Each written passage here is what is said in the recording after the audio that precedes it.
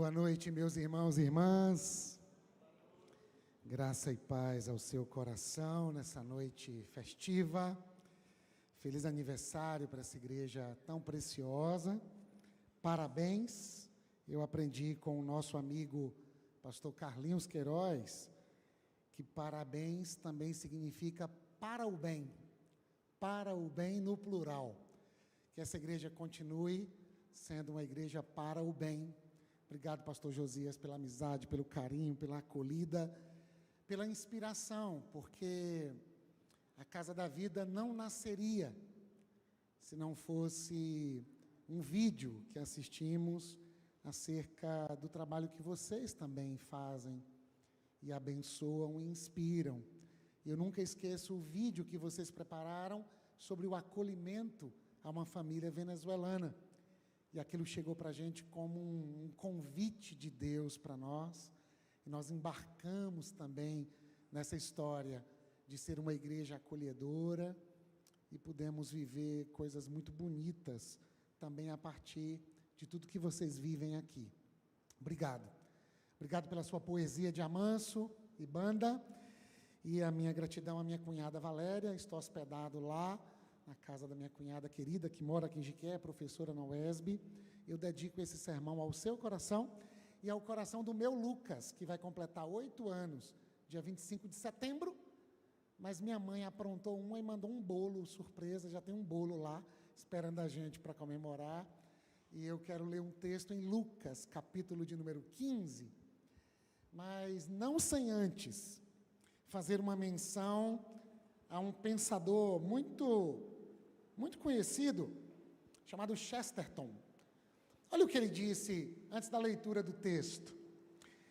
Ele disse assim: eu não nego que devem haver sacerdotes para lembrar os homens e as mulheres de que um dia eles morrerão.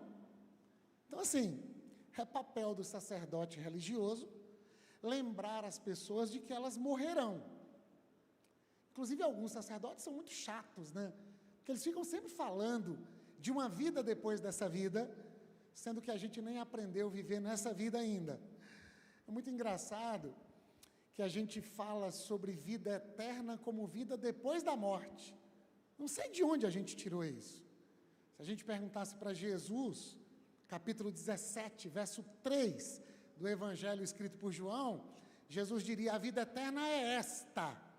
Qual, Jesus? Que conheçam ao Deus único e verdadeiro e a Jesus Cristo, seu Filho, a quem enviaste. Então, a grande pergunta do Evangelho não é: você crê em vida depois da morte? A grande pergunta do Evangelho é: você crê em vida antes da morte? E que continua depois da morte? Então, chega dessa ideia de sacerdotes que apenas preparam pessoas para a morte. Palavras do Chesterton. Aí ele diz mais: apenas estou dizendo que em épocas estranhas, se era uma época estranha para você, é porque você não conheceu a nossa, Chesterton. Apenas quero dizer que em épocas estranhas é necessário ter um outro tipo de sacerdotes. Sacerdote do tipo poeta, para, na verdade, lembrar aos homens e às mulheres de que eles ainda estão vivos, de que eles ainda não morreram. Eis a poesia do Evangelho nos 89 anos, jubileu de Figueira dessa comunidade.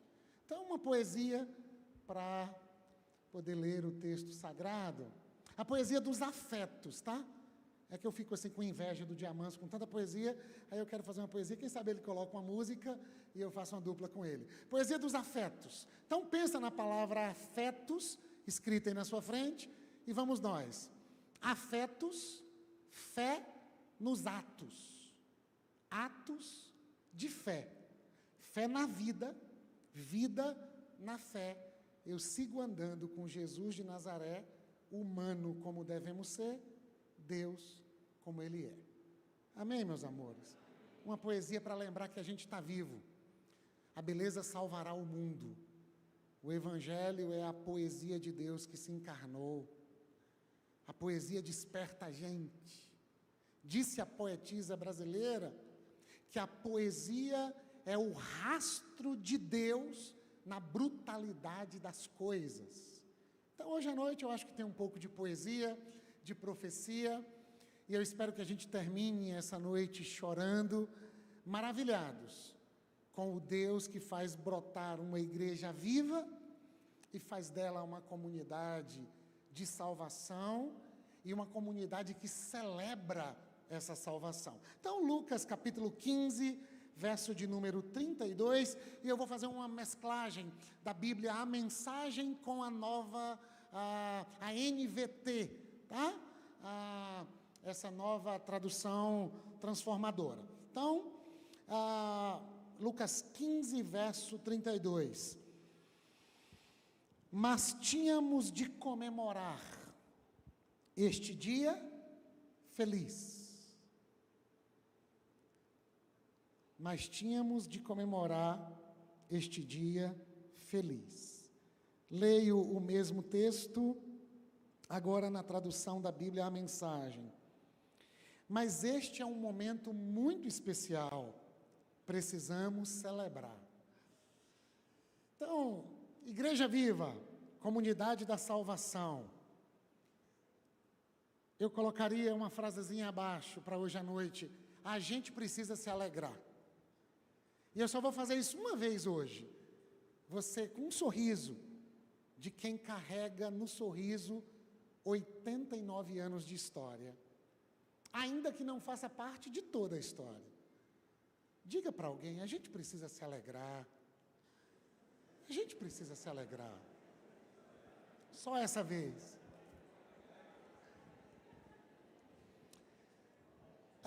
Meu irmão, minha irmã, imagina você tendo a maior de todas as notícias do mundo. Imagina você tendo a notícia da vida e a notícia da salvação. Igreja Viva, comunidade da salvação. E agora você precisa traduzir essa notícia na linguagem de quem não está experimentando a vida e de quem não sabe nada de salvação. John Stott disse que do mesmo modo que Cristo entrou no nosso mundo, nós precisamos entrar no mundo de outras pessoas. Imagina contar a melhor notícia do mundo para uma criança de 5 anos de idade, a idade da minha filha caçula Maju. Traduzir essa notícia na linguagem dela.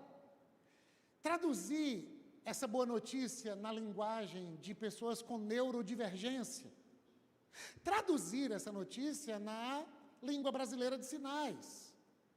Traduzir a melhor notícia do mundo para o pessoal que mora no Castelo, para o pessoal que mora lá em Brasília, os poderosos, mas para o pessoal que mora no Pau-Ferro, para o pessoal que mora onde ninguém vai, onde ninguém vê. Diamanso nos contou que Jesus veio morar com a gente e veio contar essa notícia do reino de Deus. E Lucas é o único autor bíblico não judeu. Lucas é o único pagão, gentil, descrente. E vale a pena ler Lucas com essa lembrança e ler Atos dos Apóstolos, e há uma simetria nos dois textos, porque quando você vai lendo o Evangelho escrito por Lucas, a gente vai vendo o que Jesus fazia e ensinava. Quando você abre o texto de Atos, que na verdade é um texto só, agora é o que a igreja está fazendo e ensinando. Como dizia um irmão nosso, chamado de santo, pelos irmãos católicos, São Crisóstomo, ele dizia que ser cristão é ser Cristo outra vez. A igreja em Atos está repetindo a vida do Jesus de Nazaré. É muito interessante, Lucas 1, Atos 1, Lucas 2, Atos 2, você fala assim, mas parece que é a mesma coisa. Só que aqui é Jesus fazendo, aqui são os primeiros discípulos fazendo. Até porque 1 João, capítulo 2, verso 6, diz, se alguém afirma estar nele, deve andar como ele andou. Como foi que ele andou, João? Isso aí é o Lucas que responde. Atos 10, 38. Ele andou por toda parte, fazendo o bem. Os primeiros versos de Atos, Lucas vai dizer para o amado Teófilo, que até hoje ninguém sabe quem é esse irmão Teófilo. Na poesia interpretativa, Theos, Deus, Filéu, amigo. Parece que o Lucas está escrevendo o texto de Atos para os amigos de Deus. Então é para a gente também esse texto. E que texto é esse, Lucas, que você está continuando a escrever? Eu estou escrevendo acerca de tudo que Jesus fez e ensinou. Só que nós estamos no coração do Evangelho de Lucas e estamos diante de 3 parábolas, 3 metáforas, 3 histórias que Jesus está contando. Para quê? Para traduzir a melhor e mais importante notícia de todos os tempos. Jesus está falando de uma comunidade da salvação, de uma comunidade da vida. Em outras palavras, ele está falando do reino de Deus, que é o assunto mais tratado de todo o Novo Testamento. Não existe nenhum outro assunto que o Novo Testamento mais aborda, a não ser o reino de Deus. Que reino é esse? Jesus está tentando contar. E ele está contando para quem? Lucas 15, a partir do verso 1. Ele está sentado com pecadores e publicanos, a escória da sociedade judaica. Os publicanos eram odiados porque prestavam serviço a César, ao Império Romano, e cobravam dos seus irmãos, co-cidadãos, um imposto exorbitante do Império Romano. E os pecadores colocam todo mundo nessa mesa. E coloca não apenas com a perspectiva do mundo antigo, do primeiro século, coloca todos os pecadores do nosso tempo. Com eles, Jesus estava édico. E Jesus está contando sobre o amor do Pai. Isso aqui é muito maravilhoso. Tem um autor norte-americano, um teólogo, que ele disse que Pai é o nome cristão para Deus. Amanhã eu falo mais sobre isso. Porque estando com 6 para 7 anos aqui em Jiquié, eu recebo a pior notícia da minha vida. Eu perdi meu pai com apenas 36 anos de idade. E essa dor é companheira de todos os meus 34 anos depois dessa tragédia. Jesus está apresentando o Pai. Melhor do que ter alguém para chamar de Deus, é ter um Deus para chamar de Pai. Pai nosso. Nosso de quem, Jesus? Dos publicanos e pecadores. Eles só não sabem ainda. E eu estou entrando no mundo deles, para falar a língua deles, para sentir a dor deles, para que eles experimentem o que é uma igreja viva e uma comunidade de salvação.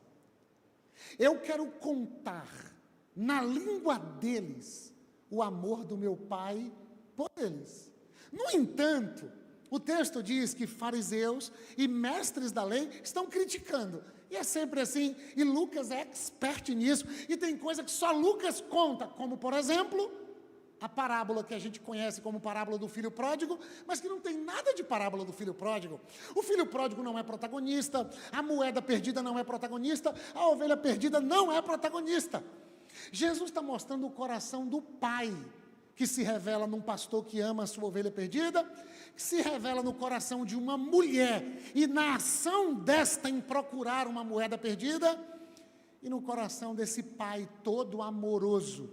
Em Jesus de Nazaré, Deus nos libertou do medo dele mesmo, e em Jesus de Nazaré nós fomos colocados no colo do Pai Todo-Amoroso.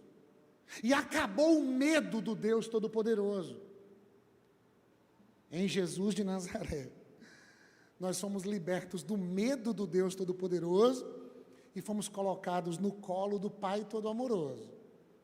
Mas tem um pessoal que não é da Igreja Viva e não sabe nada de comunidade de salvação, que eles fecham a porta do reino de Deus, ou pelo menos têm a pretensão de.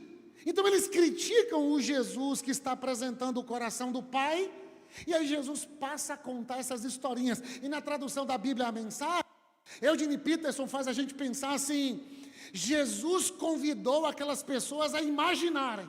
E que curioso, porque nesse mundo da internet, tecnologia, do celular, dessas cores, do circuito dopaminérgico, vai vendo aquilo e vai derramando dopamina na corrente sanguínea, e a gente vai tendo prazer, e a gente quer ver, a gente quer desfrutar, a gente quer cor, a gente quer uma luz na testa. Inclusive a doutora Ana Beatriz, que é psiquiatra, descobriu a marca da besta.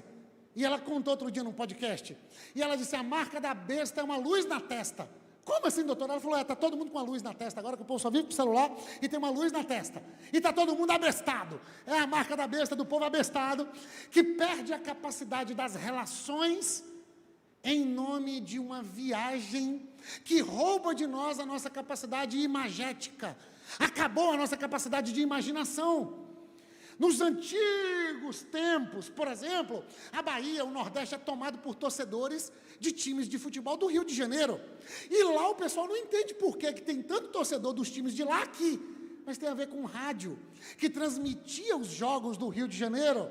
E as pessoas ouviam aquele rádio, às vezes a pilha, na zona rural, e ficavam imaginando como deve ser o Zico, como é o Roberto Dinamite, como é essa história, como foi esse gol. E essa imaginação. Eu fiz um programa de rádio durante um tempo, e era às 5 da manhã, programa Manhã com Graça. Aí começava um galo cantando música sertaneja, evangélica, e tinha um senhorzinho que imitava uma voz e dava conselho para os jovens.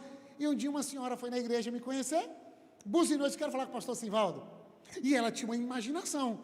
E eu ainda não tinha essa barba branca, tinha mais cabelo, era mais magrinho. E eu desci da escada: ô querida, que alegria conhecer. Ela falou: não, eu quero falar com o pastor Simvaldo. Eu falei: sou eu. Ela falou: o sangue de Jesus tem poder. Eu quero falar com um pastor, não é com um menino desse, não. Mas não, minha irmã, sou eu. Ou seja, a imaginação criou um mundo, criou uma história, criou feição, criou um afeto. E o que Jesus está fazendo é contando histórias para fazer brotar a nossa capacidade afetiva, sensitiva, e fazer brotar no nosso coração não apenas essa nossa lógica, essa racionalidade e essa luta pela verdade que tem dividido o nosso país, as nossas igrejas, as nossas famílias e o grupo do Zap, que você já saiu faz um tempo, por conta de um país que usa versículo bíblico para fazer campanha política, e em nome de uma verdade, seja de um lado ou seja do outro, nós estamos ferindo e sendo feridos e já não nos encontramos mais. Existe um grupo da minha família, e eu mandei o banner da nossa festa, e eu disse: minha família de Jiquié, metade da minha família é de Jiquié. E eu disse: quem sabe a gente se abrace lá. E foi um grupo criado para cuidar de uma pessoa que estava doente. E eu falei: poxa, nada melhor do que Igreja Viva, Comunidade da Salvação, e a gente se abraçar. Mas eu terminei de mandar, e meu tio daqui, manda um beijo para ele, vou mandar esse sermão para ele ouvir. Aí ele já mandou um post lá de política. Tipo assim: não, é aqui a verdade.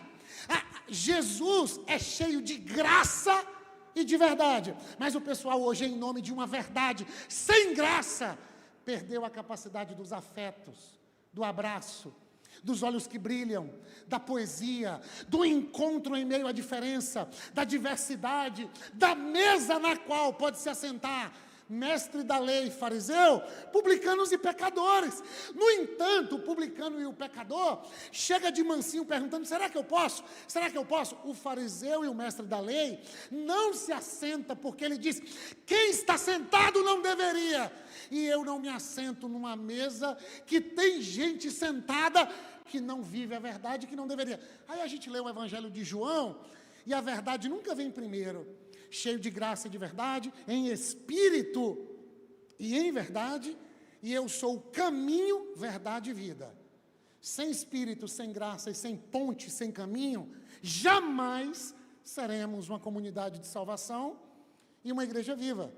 Porque a igreja evangélica, em sua boa parte no nosso país, em nome de uma verdade, está seguindo o padrão equivocado do Pedro, cortando a orelha de quem deveria ser convidado para jantar, assassinando a possibilidade de uma escuta afetiva do soldado Malco, a quem Jesus quer dar vida, quer dar salvação e quer trazer para perto.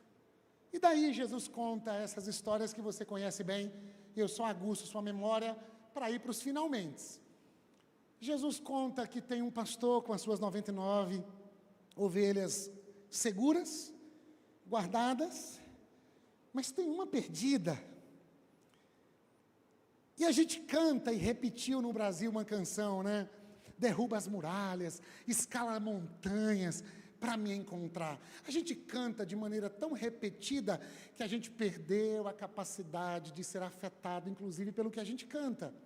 Porque nós estamos cantando sobre um pastor que não fica satisfeito em ter 99 ovelhas sãs e salvas. Ele enfrenta os riscos da noite escura em busca da ovelha perdida. Então a gente canta que Jesus está indo buscar publicanos e pecadores, mas quando ele encontra os publicanos e pecadores e traz para o aprisco, as 99 estão brigando com ele. As 99 que cantaram, derruba as muralhas, destrói a me encontrar. Aí vem Jesus trazendo a ovelha, e o publicano e o pecador. Jesus está contando uma história o tempo todo, e a gente não está entendendo. E por que nós não entendemos? Nós não somos ou não manifestamos ao mundo essa igreja vive, essa comunidade de salvação. Dom Robson Cavalcante disse que a igreja deve manifestar aqui e agora, com a maior densidade possível, o reino de Deus, até que ele seja consumado ali e além. Que reino é esse, Jesus? O reino que acolhe prostitutas e pecadores. Brennan Manning, o Deus do Evangelho é o único que comete a falta de decoro profissional pelo fato de amar pecadores. Quando a gente canta essa canção, a gente está cantando só que Ele foi nos buscar, nos trouxe, e a gente agora canta na comunidade da salvação e na igreja viva, ou a gente canta dizendo, Ele continua, deixando a gente no lugar seguro, e Ele vai se arriscar para trazer seu primo bolsonarista e a sua tia lulista para a comunidade da salvação, para a igreja viva. E a pergunta do Evangelho não é, quem tem a razão dos dois, Simvaldo? A pergunta do Evangelho é, que amor é esse? Que traz esses dois para a mesma mesa, e faz com que eles consigam se despir dessa pseudo-idolatria, dessa ideia de que um ou outro são aqueles que têm a salvação. E Ele nos traz para a comunidade da salvação, e a gente descobre que Ele é o pastor, enviado pelo Pai, para correr todos os riscos possíveis, e morrer naquele madeiro, para que a gente possa entrar na festa. E o tema desse texto de Lucas, tem a ver com uma alegria, porque ao encontrar a ovelha perdida, e dizem os estudiosos aí, que ovelha tem o faro ruim, escuta mal, é míope, não enxerga bem. Ou seja, uma ovelha jamais volta sozinha para o aprisco. Ou o pastor vai buscá-la, ou ela vai ficar perdida. Ou seja, não é o Espírito Santo que nos convence do pecado, da justiça e do juízo. Se o pastor não for, a ovelha não vem. Ou seja, nós precisamos, como igreja viva e comunidade da salvação, a gente não pode ficar apenas em Mateus 11, 28. Venham vocês que estão cansados e sobrecarregados. Porque essa ovelha perdida não sabe voltar para casa. Ela se perdeu. Ela está cognitivamente, afetivamente comprometida. O pastor tem que ir lá. O problema é que quando o pastor vai, quem está aqui começa a gerar um problema. Mas o pastor faz uma festa, chama os amigos e diz, venham e celebrem comigo, porque eu achei minha ovelha perdida. E tem uma festa. E se você for lendo o Evangelho de João, eu te convido a ler pelo Google, assim, você bota lá, João, aí você lê o capítulo 1 e vai colocando pesquisar, até o último capítulo de João, e depois você me conta, quando eu voltar para os 90 anos, que eu estou sabendo que vai ter um pastor todo mês pregando, meu amigo, pastor Zé Carlos, vai pregar aqui em março, e eu estava lá com ele, eu queria vir aqui, ficar sentado assim, ouvir um desses pregadores, e aí você diz assim, eu fiz a pesquisa lá, e a palavra festa aparece várias vezes no Evangelho de João. Há quem diga que Nietzsche afirmou: eu só acreditaria num Deus que dançasse. Ai, que bom que Jesus revelou um Pai que convida a gente para uma festa, que tem dança, que tem folguedo, que é viva, e que a gente celebra essa salvação. Um autor norte-americano diz que um cristão que não é alegre é uma contradição de termos. Lucas está dizendo assim: eu era um pagão e gentil, eu era uma ovelha perdida. Eu fiquei atento quando ele estava ensinando para pecadores e publicanos, e eu fiquei atento como ele era criticado pelo pessoal da religião. E eu me dei conta, e eu fiz questão de escrever, iluminado, inspirado pelo Espírito, de como foi que ele me buscou, sendo eu médico, sendo eu historiador, sendo eu tomado pela filosofia grega, sendo eu tomado por tanta coisa que me impedia de desfrutar da salvação e da vida. Mas ele foi me buscar. Mas que pena que tem um pessoal que não faz festa, tem um pessoal que não celebra, tem um pessoal que é um cristão contradição, porque sendo cristão não tem alegria naquele que estava no estado de perdição e agora está na igreja viva, comunidade da salvação. O pessoal não entendeu, não. Aí Jesus conta outra, e é só Lucas para fazer uma coisa dessa, porque agora Jesus está falando, mas Lucas está tomando nota. Agora Jesus, que disse que esse Pai e Senhor do reino é um pastor de ovelhas, e todo mundo sabia o que era isso. Agora Jesus diz que Deus é uma mulher, Tom. Uma mulher que tem 10 moedas e que gosta muito de suas moedas. E ela está dentro de casa e uma moeda cai da mão. Ninguém sabe como caiu da mão. E sumiu a moeda. E ela acendeu o fifó, a lamparina, o candeeiro, e começou a procurar essa moeda. Moedinha, moedinha, cadê você? Moedinha, moedinha. Achei minha moeda! E diz que ela chama as amigas e faz uma festa. E agora, claro que eu vou dar uma melhorada no texto, com a permissão dos meus pastores. Eu acho que ela gasta mais com a festa com as amigas do que o valor da moeda. Porque a moeda não é uma moeda. Jesus não está falando de moeda, e nem de cultura agropastoril. Ele está usando os recursos inteligíveis daquele público para falar da notícia mais especial de todo mundo, meu irmão, minha irmã. Está entrando no mundo do outro para falar a língua do outro. Porque nós brigamos há 60 anos atrás no Brasil com o movimento de renovação espiritual, porque tinha um pessoal que dizia que falavam outra língua. E é gostoso falar essas outras línguas, tá? Mas a língua do Pentecostes parece que não é glossolalia, é xenolalia. Ou seja, é falar movido pelo Espírito no idioma do outro. E não fazer o outro aprender meu idioma e viver do meu jeito. Mas eu entro no mundo do outro, a gente chamaria isso de missão encarnacional. Filipenses 2:5, tenham em vocês o mesmo sentimento ou a mesma atitude que houve em Cristo Jesus. Aí você perguntaria: Paulo, qual foi a atitude dele? Que sendo Deus, não se apegou ao fato de ser igual a Deus, mas a si mesmo se esvaziou, kenosis. Se esvaziou e assumiu a forma humana. Por que os evangélicos, em sua grande maioria, em vez de se esvaziarem para entrar no mundo do outro, eles saem do mundo do outro, e eles dizem: eu não posso me assentar na roda dos pecadores, eu não posso caminhar com os escarnecedores, eu tenho que me afastar de todo mundo. Eu tinha um CD de Zezé de Camargo e Luciano, eu vou quebrar porque é música do mundo, e eu me afasto do outro. Aí vem o Deus encarnado. Em Jesus de Nazaré, Deus se fez gente para fazer da gente gente como gente deve ser. Nele habita corporalmente toda a plenitude da divindade. Onde ele está? Na mesa com publicanos e pecadores, e querendo trazer para a mesa a igreja de Israel. A igreja de Israel não quer, em nome da verdade. Os publicanos e pecadores são compungidos em nome do amor. Só que Jesus está dizendo: vocês, comunidade de Israel, são como uma moeda na mão do Senhor. Vocês caíram, vocês abandonaram a fonte de água viva e cavaram cisternas rotas que não retêm as águas. Vocês sabem tudo de rito, Vocês são bons alunos do Moisés. O problema é que Moisés só leu o cabeçalho. Jesus é o texto completo. E eu, Jesus, estou aqui dizendo, voltem para o Pai. E eu revelo esse Pai sem véu. E não mais de costas, como Moisés viu.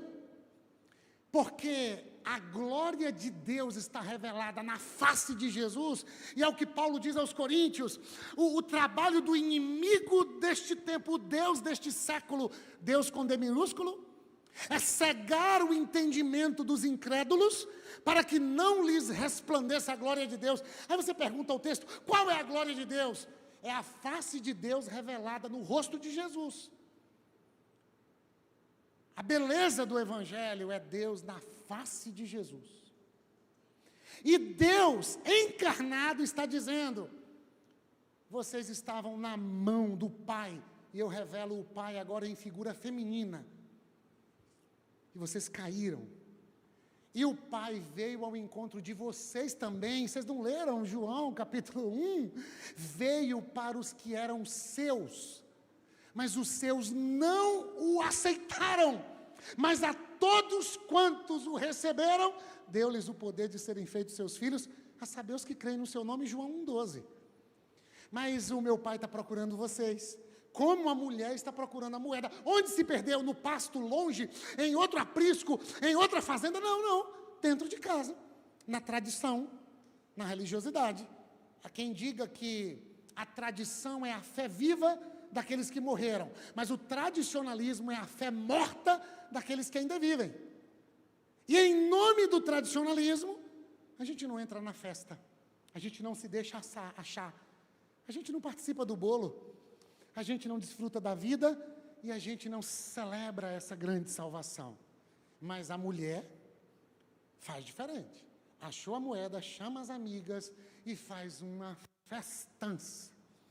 O pessoal não entendeu, mas eu acho que a gente já está entendendo. São dois públicos que estão ouvindo. O público da irreligião e o público da religião. Jesus está dizendo, há lugar na mesa para todo mundo. Vocês acham que não tem lugar. Eu lhes dei lugar. Porque eu lhes dei lugar, esses aqui deixaram os lugares vazios. Eu estou chamando e eles não vêm. Então deixa eu terminar o sermão. Porque agora Jesus conta a parábola mais famosa da história. Rembrandt, século XVII, pinta um quadro que está lá em São Petersburgo, na Rússia. É uma das obras de arte mais famosas e visitadas do mundo. E tem a ver com esse pai que já está cego na sua pintura e que agora abraça esse filho que voltou todo maltrapilho, perdido. Quem é o filho pródigo, senão a ovelha perdida? Quem é o filho pródigo, senão os publicanos e pecadores? Quem é o pai, senão o Deus que enviou o Filho para que todo aquele que nele crê não morra, porque ele veio plantar a igreja viva? Quem é o pai, senão aquele que pastoreia e funda a comunidade da salvação? E que deseja que todos entrem, e que todos participem da festa do reino de Deus, mesmo a gente não querendo. E aí Jesus diz que um pai tinha 2 filhos, o mais novo pede a herança, um assinte. Como é que o filho caçula pede a herança com o pai vivo? No fundo, o filho caçula está dizendo que queria o senhor morto para ter o que o senhor tem nas mãos. Eu prefiro os seus bens do que o seu bem querer. Eu prefiro o que o senhor pode fazer do que o teu abraço, o teu beijo e essa vida tão bonita aqui. E ele vai para longe, gastar tudo, viver irresponsavelmente, diz o texto, mas um dia acaba tudo e ele volta, e você conhece. E volta equivocado, sabe? Porque a gente diz assim, você precisa cair em si, meu irmão, que nesta noite o Espírito Santo convença os corações, e assim como o filho pródigo, que caindo em si voltou para o pai, está tudo errado. O nome do jogo não é cair em si, nunca foi. Cair em si é no consultório de psicologia. Awareness, sou psicólogo. Ter insight, é consultório. E que, inclusive, um monte de insight, tudo é complicado e nem sempre gera vida, nem sempre gera salvação. Tem hora que gera um monte de confusão.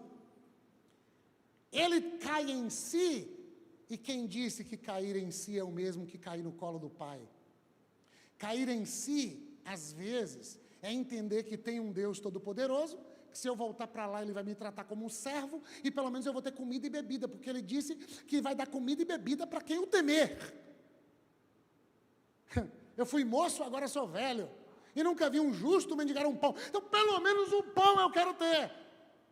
Eu voltarei e direi para o meu pai, pequei contra o céu, contra ti, não sou digno de ser chamado teu filho, trata-me como um dos teus trabalhadores. Mas no fundo, todos nós queremos uma festa, todos nós queremos uma celebração. Não, é melhor, todos nós queremos ser amados, minha gente. Todos nós queremos ter um olho brilhando e dizendo, eu estava te esperando, meu bem. Você é meu filho amado, a alegria da minha vida. O papai não dorme e não cochila te esperando. O papai olhava todo dia na janela dizendo, ele vai voltar, porque eu enviei o meu pastor para ir buscá-lo como ovelha perdida. O que Jesus está dizendo é, o meu pai não descansa enquanto não trouxer você para a vida e para a salvação. A mão do meu pai está estendida sobre justos e injustos, e ele faz chover sobre justos e injustos. O meu pai é o mesmo que mandou Jonas pregar para um povo inimigo que subjugou a Israel. E por que Jonas não quis? Capítulo 4, a partir do verso 1 de Jonas, porque ele diz, eu sabia que tu és um pai cheio de compaixão, que diz que vai punir, mas depois perdoa. Em outras palavras, o Senhor tem um coração mole, e basta esse pessoal se arrepender, e o Senhor acolhe, ama e abençoa. Ué, Jonas, e você está chateado, porque você tem um Deus que é pai, e que ama e cheio de compaixão. Eu estou, porque eu queria um Deus poderoso, forte na batalha, para destruir todo mundo que fez o mal ao meu povo. Oh, Jonas, o pai de Jesus de Nazaré, ele disse para a gente amar os inimigos, dar a outra face, andar uma segunda milha e fazer uma festa para os filhos perdidos, que ele está todo dia procurando. Mas ele voltou equivocado, e o texto mais lindo de toda a Escritura, na minha opinião, verso 20 de Lucas 15, o pai, vendo-o de longe, correu ao seu encontro, e cheio de compaixão, o abraçou e o beijou. Quem? Um menino com cheiro de pocilga, um menino maltrapilho, um menino que queria comer comida de porcos, e aí teria que falar muito da tradição de Israel, para você entender o que é trabalhar com porcos, e desejar comer a comida dos porcos. Mas Jesus está contando uma história, ele poderia contar qualquer outra. A parábola mais famosa de Jesus é essa, e ele está revelando o reino de Deus, a partir de uma historinha, e a historinha tem a ver com o amor desse pai que tem pressa, desse pai que ama, desse pai que perdoa, desse pai cheio de compaixão. E aí eu fico com a sensação de que um dia isso fez sentido para nós. Naquele dia da conversão, naquele dia que o Senhor nos pegou de jeito, Paulo escreve aos Coríntios no capítulo 6, dizendo, outrora vocês eram adúlteros, vocês eram fascinados pelo pecado, e ele vai elencando os pecados e o estilo de vida da gente. Aí ele diz, mas agora vocês foram salvos, fazem parte da comunidade de salvação. E parece que perderam a noção de que ele continua cativando gente como a gente e tentando trazê-las de volta para casa.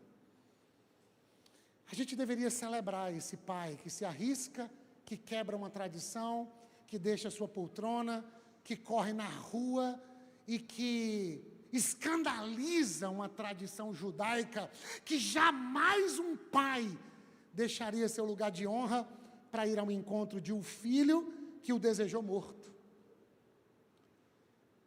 E o filho vai repetir aquela reza, pequei contra o céu, pequei contra ti, não sou digno de ser tratado como o teu filho. Ele é interrompido, lê o texto. E o pai diz, tragam roupa, traz um anel, coloca a sandália, pega o novilho cevado, o melhor novilho, mata, para a gente fazer uma festa. E a festa começa, e eu imagino que tem trianguleiro, zabumbeiro, que tem essa coisa, Roberto Diamante é convidado, e está indo festa. O texto diz que o filho mais velho está voltando de um dia de trabalho e ele escuta o barulho da música e da dança. Meu Deus, um dia eu fui num mercado, um hipermercado na minha cidade, e estava tocando a música da Ivete Sangalo, no mercado assim, oh, oh, oh, oh, oh, oh. Essa aí, esse corinho, e a moça do caixa estava assim, revoltada assim, e eu falei, essa irmã está atribulada, né? Porque na verdade tem pessoas que o demônio entra nelas, mas tem gente que entra no demônio. Eu fiquei com essa sensação, falei, essa irmã não está bem. E eu percebi que era uma irmã, e ela ficava assim, o sangue de Jesus, está amarrado, está queimado. E aí eu brincalhão, falei, foi o quê, querida, eu posso lhe ajudar? Aqui é o açúcar, é o leite aqui dos meninos. Ela falou, essas músicas. E eu falei assim, mas está cantando alegria. Alegria deveria ser a nossa canção. A comunidade da salvação e a igreja viva, que estando perdida foi acolhida por um pai que ama e que mandou fazer uma festa, esse discurso deveria ser nosso. Essa alegria deveria ser nossa. Por que, Simvaldo? Filipenses 4:4, alegrem-se. Outra vez lhes digo, alegrem-se. João 15:11, eu lhes disse essas coisas para que vocês tenham alegria e para que a minha alegria em vocês seja completa. 1 Pedro 1:6, que foi lido aqui, portanto, alegrem-se, a alegria do Senhor é a nossa força. Gálatas 5:22, o fruto do Espírito é amor, alegria. Não é em nome das circunstâncias, não é o trio, mas é aqui dentro o Espírito Santo vivendo em nós, faz com que estejamos dentro do reino de Deus. Romanos 14:17, porque o reino de Deus não é comida e nem bebida. Pode comer, não pode comer, pode comer carne de porco, pode comer carne de porco, pode tomar vinho, não pode tomar vinho. Não, não é isso não. O reino de Deus não é sobre o que se come e sobre o que se bebe. Palavras do apóstolo Paulo à igreja em Roma, o reino de Deus é paz, justiça e alegria no Espírito Santo. Eu aprendi o segredo de estar alegre, de estar contente. Que palavra é essa, Paulo? Está contido. Deus pôs sua alegria dentro de mim. Quando Ele correu, me abraçou, me beijou. Eu queria ser só um servo. E Ele disse, eu não os chamarei mais de servos, eu os chamarei os meus amigos, porque o servo não conhece a vontade do seu pai, do seu Senhor. Mas eu lhes dei a conhecer os segredos do meu coração. Salmo 25:14, a aliança do Senhor é para aqueles que o temem, aos quais Ele dará a conhecer os segredos do teu coração. Qual é o teu segredo, Senhor? Vocês são os meus filhos amados, a alegria da minha vida. Entra para a festa, menino. Ah, mas eu estou sem jeito. Ah, mas eu não tenho roupa, eu te dou a roupa. Ah, mas eu não sei se eu posso sentar à mesa. Você, menino, é a mesma coisa dos publicanos e pecadores. É a mesma coisa de uma história que só Lucas conta. A prostituta de Lucas 7, que entra na casa do fariseu, que não honra Jesus, mas ela lava os pés com perfume, com as suas lágrimas, enxuga com seus cabelos e beija os pés de Jesus. E ela sai perdoada da casa, enquanto que o fariseu sai recebendo uma boa lição de que conhecer tudo sobre a tradição está muito distante do que significa fazer parte da comunidade da salvação. Já está bom? Terminar? Deixar para amanhã? Ou termina? Então deixa eu terminar. O que está acontecendo aí? O filho mais velho pergunta a um dos empregados. Cara, teu irmão, que gastou tudo, voltou, são e salvo. E seu pai está fazendo essa festa. Tem amendoim cozido, tem milho assado. O pai mandou botar umas bandeirolas aí. Tem um negócio, é uma festa aí. Uma festa. É mesmo. Meu pai fez isso. E aí o texto tem uma coisa linda. Porque o texto diz que o pai deixa a festa, lê bem em casa, para ir amarrando minhas heresias. O pai deixa a festa e vai na porta do mesmo jeito que foi buscar o filho mais novo. Que pai é esse? É o pai que quer trazer para a festa a ovelha e a moeda. Publicanos e pecadores, mestres da lei e fariseus. Filho pródigo, gastador e filho mais velho. Religioso e não religioso. Direita, esquerda. Sogra e nora. Ele quer todo mundo. Ele é maravilhoso. Vítimas e malvados. Eu posso perdoar o malvado e fazer do malvado um filho. e ensinar sobre perdão para vocês. O pai sai, e o texto diz, pastor Josias, que o pai insistiu com o filho mais velho. Que curioso, que quando é o pródigo, a ovelha perdida, publicanos e pecadores, o amor vai constrangendo. Quando é com aquele que já diz ter experimentado do amor,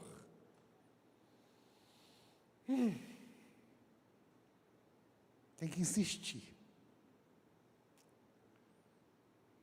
Pastorear é apontar na mesma direção sempre. E a obediência é uma longa caminhada na mesma direção. Mas como a gente tem dificuldade, meu irmão, minha irmã. A gente celebra os 89 e tem tanta história linda. Mas depois de 89 a gente está precisando de novo de um beijo, de um abraço. Imaginar o pai correndo de novo e dizendo, 50 anos depois, hein? Eu quero te dar um abraço e te pegar de jeito, minha filha, meu filho. Para você desfrutar de novo do meu amor, seu coração bater forte, aquele coração batendo na garganta, aqueles olhos marejados, coração contrito e quebrantado que o pai não despreza. Ai, um avivamento sobre nós. O pai insistiu, mas o filho soltou a expressão mais difícil. Porque ele queria uma festa também. O pródigo quer uma festa, pede a herança, gasta tudo na festa, volta para casa querendo ser empregado. O pai dá uma festa. O pai que está dando uma festa, chama o outro para entrar na festa.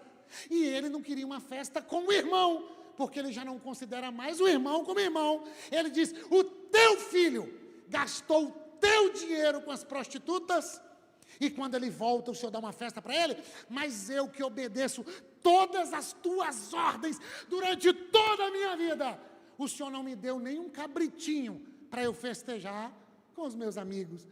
Que interessante.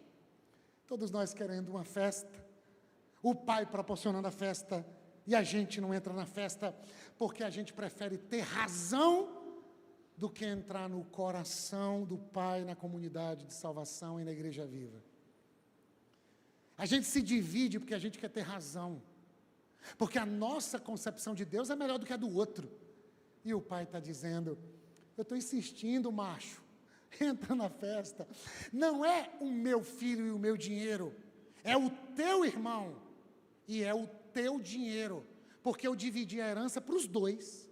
Tudo que eu tenho é teu, e você poderia ter feito essa festa há muito tempo, mas você caiu na cilada de achar que vai ser amado pela obediência e pelo tanto de coisa certa que você faz. Você caiu no conto da serpente. Você caiu no conto de que se pode transformar pedras em pães, se pode pular do pináculo do templo, que você tem que provar que é filho fazendo alguma coisa. Mas o Filho de Deus provou que é filho não fazendo alguma coisa.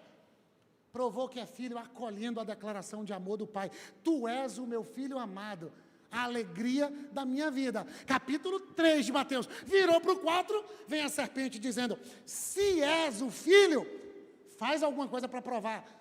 O filho mais velho acredita que ele tem que fazer muita coisa para comprar o favor do pai. E aí o pai vai dar um cabrito para ele fazer uma festa. E o pai está dizendo, eu não te amo pelo seu número de acertos. No meu reino não tem crédito nem débito, não tem mérito nem demérito. O meu reino é o reino da graça. Eu já te dei tudo e já te abençoei com todas as bênçãos nas regiões espirituais. Faz a festa, come o cabrito, chama os amigos, dá um sorriso, canta a música da alegria, coloca um sorriso nesse rosto. Abraham Lincoln recebe uma pessoa no gabinete e a secretária diz, chegou o senhor fulano de tal. Ele olhou assim e disse, eu não atendo esse homem. Mas por que o senhor não atende, presidente? Aí ele falou assim, esse homem tem a cara muito feia. Mas que culpa alguém tem de ter a cara feia? Um homem depois dos 40 anos tem responsabilidade pela cara que tem. Coloca um sorriso. Se deixe beijar, se deixe amar. Seja um sinal histórico do reino de Deus.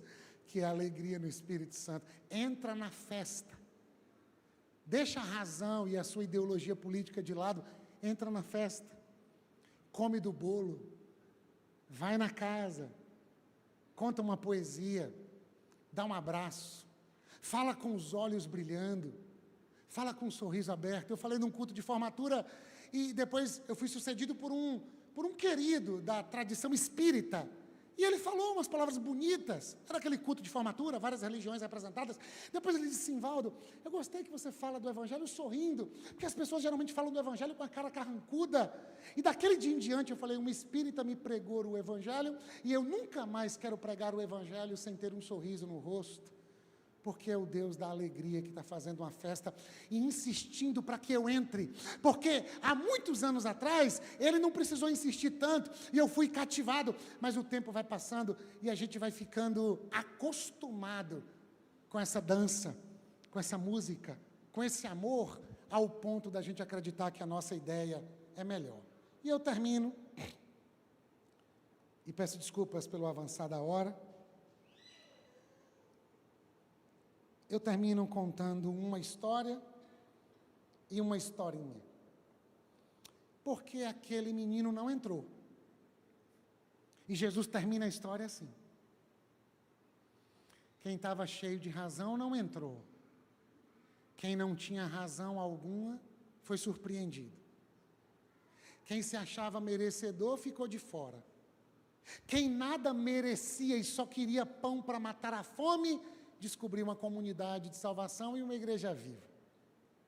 Quem queria fazer uma festa só para si e para o seu grupinho de amigos, ficou sem festa e azedo na porta de uma festa. Quem achava que já não tinha um pai e só queria um patrão, descobriu a comunidade da salvação, um pai todo amoroso e uma igreja viva. Esse é o evangelho escrito por Lucas. O fariseu volta para casa sem perdão, o publicano é perdoado. Simão, fariseu, não acolhe direito o Senhor da história. A prostituta é quem presta o culto. Eles contam a história. Não existe uma igreja assim. Meu amigo Tony Campolo se encontrava em um local que tinha um fuso horário bem diferente e ele não conseguia dormir. Então, bem depois da meia-noite, ele saiu perambulando até chegar a uma confeitaria.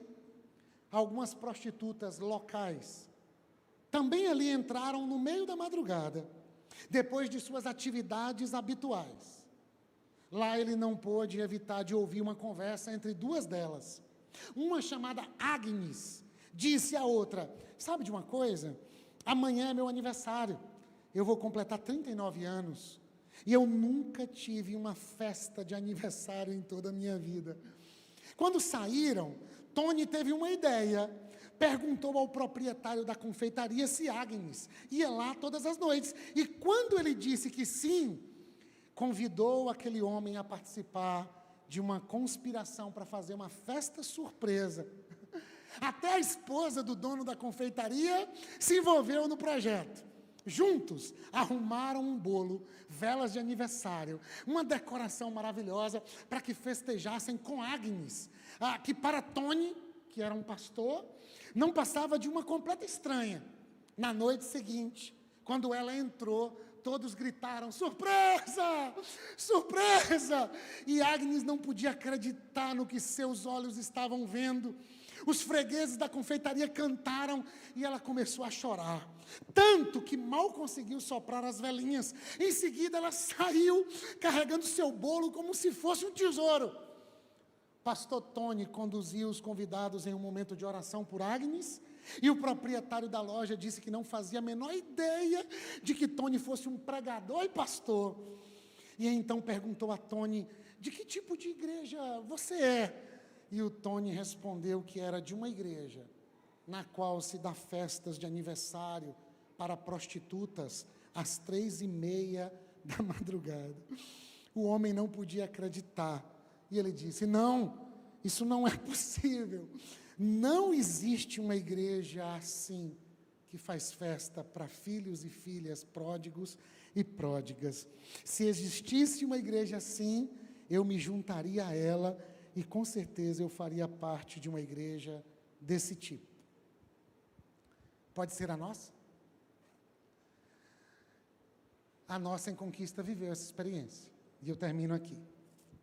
Homens casados, num Natal, depois da nossa denominação batista nacional, dizer que a gente estava assim equivocado.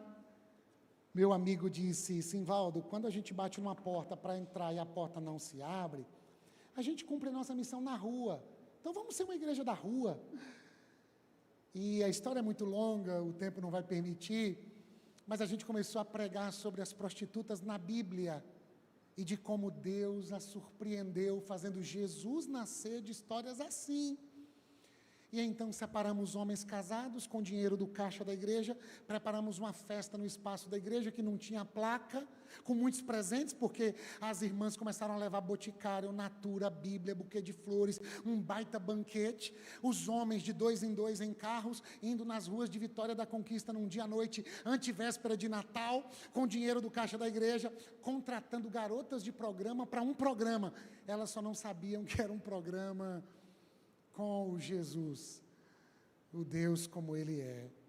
E ao chegarem naquele espaço, elas de máscara para proteger a identidade delas, proibido celular, apenas 2 homens na porta, tipo leões de chácara: boa noite, sejam bem-vindas, sejam bem-vindas. Eu me sentei com uma delas, porque eu fui também às ruas, as nossas esposas escondidas nas salinhas em oração. Uma esposa passou mal, dizendo: meu Deus, o que vai acontecer com meu marido? Faz parte da missão. Eu me lembro que elas usam pseudônimos, né? E eu levei uma com o nome Yasmin, ela colocou a mão assim na minha perna, na festa. Falei: Jesus, sustenta o teu servo aqui, cobre-me com o teu sangue. E a gente baixou as luzes, e crianças começaram a contar a história do Natal num telão. Daqui a pouco um irmão da igreja chamado Djavan, outro dia até foi no programa de Marcos Mion, fazer uma homenagem para Djavan, um cantor, mas ele cantou músicas do Evangelho. Elas começaram a chorar, tirar as máscaras. Daqui a pouco aquela peça da Jocum, apresentada de Amâncio: mestre, eis aqui essa mulher, mestre, é pecadora, é indigna, mestre, essa mulher deve morrer, sim deve morrer, sim deve morrer. E Jesus perdoa, e agora começou um choro, e a gente preocupado com o horário, porque a gente comprometeu 1 hora, e eu peguei o microfone e falei: a gente já vai levar vocês, desculpa, passou a hora, mas as nossas garçonetes querem servir vocês esperam um pouquinho? E elas já sem máscara disseram: a gente espera, maquiagem emborrada. E quem eram as garçonetes? As nossas esposas, que iam na mesa dos esposos e se apresentavam dizendo: eu sou a Marta, a esposa do José Alberto. Ele tratou você como uma filha amada de Deus? Bem, você tratou ela bem, meu amor? Você a amou com o amor de Jesus? Me conta como é que você se sentiu. Eu posso te dar um abraço? Seja bem-vinda à festa que foi preparada para você. E ela se abraçando e chorando. Nossa igreja era do lado do shopping, o único que tinha na cidade. Toda a igreja estava no shopping querendo saber notícia. O que aconteceu? Será que deu BO? Será que deu tiro? O que deu?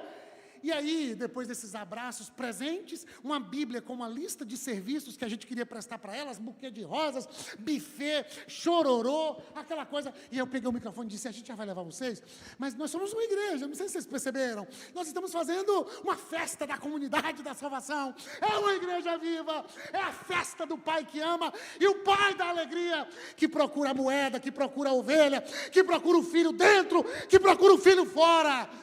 É o Pai que quer salvar todo mundo. A demora para a vinda dele não é que tarda, é que ele quer que todos cheguem ao arrependimento. E a gente disse: nossa igreja está aqui no shopping, eles querem entrar. Estou terminando já. Prometo, eu já prometi 62 vezes. Desculpa, Tati. Ela vai dizer para mim: amor, você prometeu 62, só 63, amor. E eu termino. A gente abriu as portas e entrou toda a igreja. E agora eu vi uma das coisas que eu preciso ver de novo. Os irmãos se abraçando com as nossas convidadas. As nossas convidadas seminuas. E choro. E a gente sendo evangelizado pelo brilho de Jesus na face delas. Chorando e dizendo: que amor é esse? Que igreja é essa? Que Deus é esse? Que não rejeita pecadoras como a gente. Mas meu filho João Tinha 1 ano e pouco, Val. E João estava de máscara do Batman. Claro, ele ouviu dizer que era festa fantasia. Ele que não é bobo foi de máscara do Batman. E ele está andando para lá, para cá. Daqui a pouco eu digo, gente, está na hora de ir, vamos embora levar o pessoal. Quando eu olho, está meu filho passando de colo em colo das nossas convidadas. Aí eu parei assim e falei, Senhor, meu filho. Porque esse é o grande problema, né? A gente não evangeliza esse pessoal.